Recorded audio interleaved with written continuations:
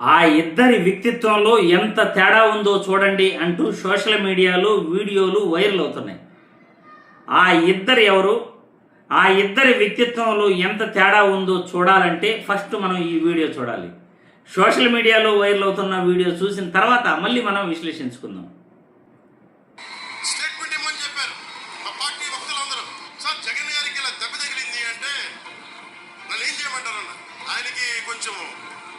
మీరు త్వరగా కోలుకోవాలని ఇవ్వంటే ఏమో అది నిజమో అబద్ధం నాకేం తెలుసు. అతను కొట్టేసుకున్నాడో ఎవరికి తెలుసు. జనసేన అధ్యక్షుడు పవన్ కళ్యాణ్ త్వరగా కోలుకోవాలని ఆకాంక్షించారు వైఎస్ జగన్. ఆయన ఆరోగ్యం మెరుగుపడాలని దేవుణ్ణి ప్రార్థిస్తున్నట్లుగా తెలిపారు. ఇటీవల పవన్ కళ్యాణ్ కు సర్జరీ అయింది. ఆయన త్వరగా కోలుకోవాలంటూ వైఎస్ జగన్ ట్వీట్ చేశారు. చూసారుగా సోషల్ మీడియాలో వైరల్ అవుతున్న వీడియో. ఇద్దరి వ్యక్తిత్వంలో ఎంత తేడా ఉందో మీరే గమనించండి. జగన్మోహన్ రెడ్డి మొన్న ఎక్స్ ఖాతా ద్వారా పవన్ కళ్యాణ్ ఆరోగ్యం మెరుగుపడాలని, ఆయన సర్జరీ చేసుకున్నాడని, ఆయన త్వరగా కోలుకోవాలని సింపుల్గా ఒక మెసేజ్ పెట్టేశాడు. ఎక్కడ ఏ కామెంట్ కూడా చేయలేదు. కానీ పవన్ కళ్యాణ్ గారు గతంలో జగన్మోహన్ రెడ్డికి దెబ్బ తగిలినప్పుడు నిజంగా రాజకీయాలలో ఎవరికి ఏ ఇబ్బంది వచ్చినా వెంటనే స్పందించాలి. అవతల వైపు శత్రువు ఉన్నా కానీ అతను బాగుండాలని మనం కోరుకోవాలి.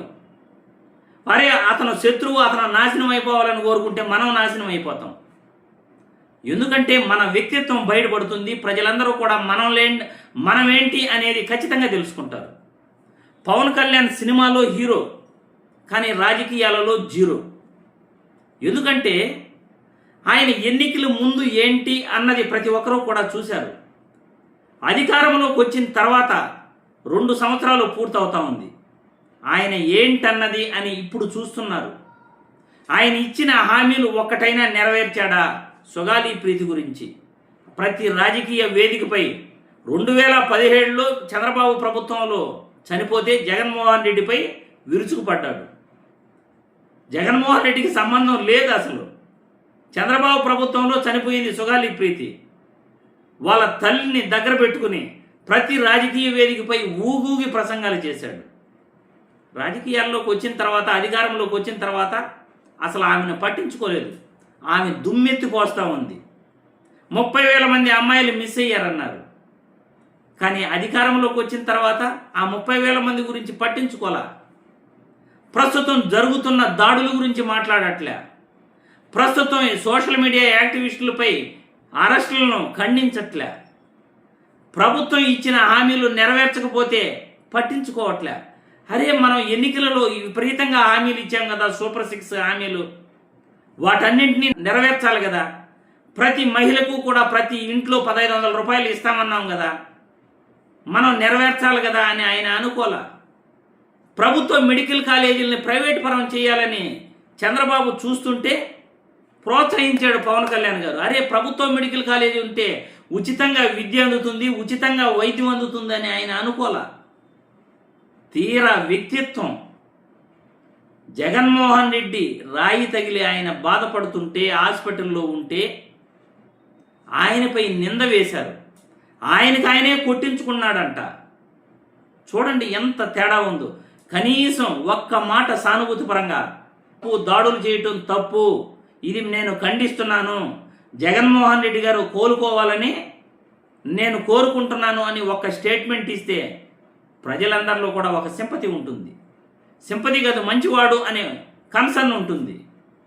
ఏమో నాకు తెలీదు, అతనే కొట్టుకున్నాడేమో, అతనే రాయి వేసుకున్నాడేమో అంటే ఒక్కసారి మీకు మీరు రాయి వేసుకోండి. పోనీ మీరు నిలబడితే మేము రాయి ఎత్తుకొని కొడతాం, కొట్టించుకుంటారా? సిద్ధమేనా?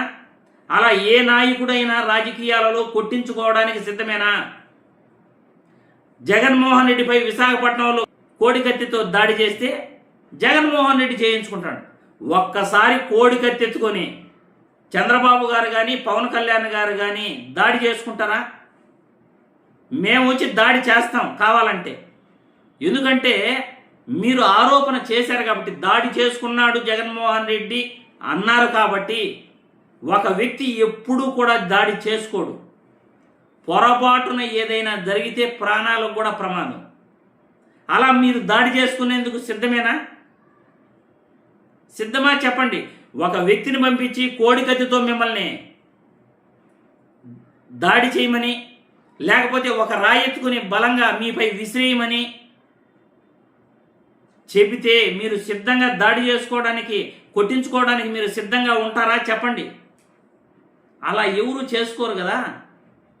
కానీ పవన్ కళ్యాణ్ గారు జగన్మోహన్ రెడ్డి కొట్టేసుకున్నాడేమో, జగన్మోహన్ రెడ్డి కోడికత్తితో పొడిపించుకున్నాడేమో, జగన్మోహన్ రెడ్డి వాళ్ళ బాబాయిని చంపాడేమో, ఇవన్నీ కూడా తనకు తాను ఊహించుకుని మానసిక స్థితి సరిగా లేక తనకు తాను అనుకునిందే కరెక్టు అని అనుకుంటున్నారంటే అది ఖచ్చితంగా మనిషి వ్యక్తిత్వంలో తేడా ఉందని అర్థం.